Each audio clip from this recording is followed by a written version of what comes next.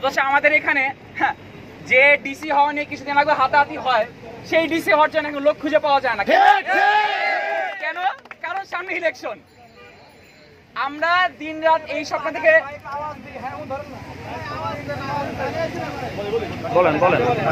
আমরা দিন রাত এক করে পড়ালেখা করি এই স্বপ্ন দেখে যে জিবি হারুনের চেয়ারটা যদি আমার থাকতো তাহলে আমি এভাবে কাউকে 6 দিনের নামে আটক করে রাখতে পারি না।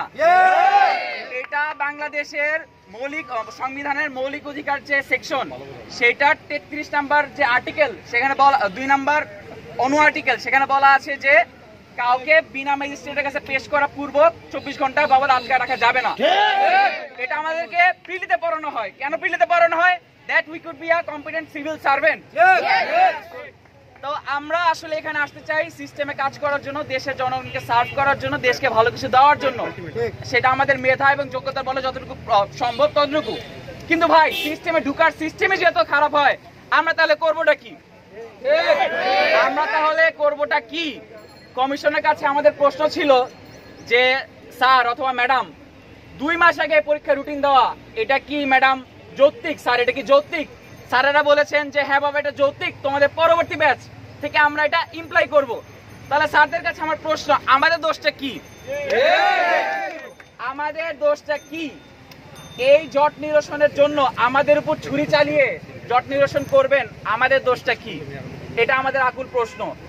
এখন মিডিয়া ভাইরা বা সবাই যখন আমাদেরকে জিজ্ঞেস করে যে তোমাদের দাবিটা কি, আমরা পড়ি একটা বিপদে। কারণ আমাদের দাবি হচ্ছে পিএসসি সংস্কার।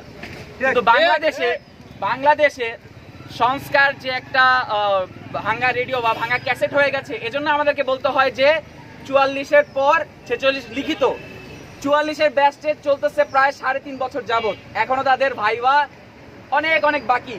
সেটা তারা কবে শেষ করবে? পিএসসি কে তাহলে 44, 45, 46, 47 4টা বিশেষ একসাথে টানবে? এটা কি তাদের রোড ম্যাপ? এটা কি হতে পারে? এটা কি একটা সিস্টেম?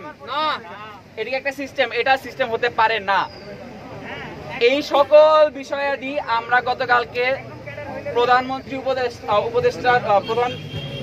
প্রধান উপদেষ্টার এপিএস ওনাকে আমরা অবহিত করেছি। উনি আমাদের দাবিগুলোর সাথে আমাদের দাবির যৌক্তিকতা উনি বুঝতে পেরেছেন এবং উনি আমাদেরকে আশ্বাস দিয়েছেন যে আজকে তারা একটা লাঞ্চ আওয়ারের পর আমাদেরকে কিছু একটা জানাবেন যে আমাদের দাবি যৌক্তিক কি যৌক্তিক না। আমরা সেজন্য 1 ঘন্টা এখানে অপেক্ষা করব।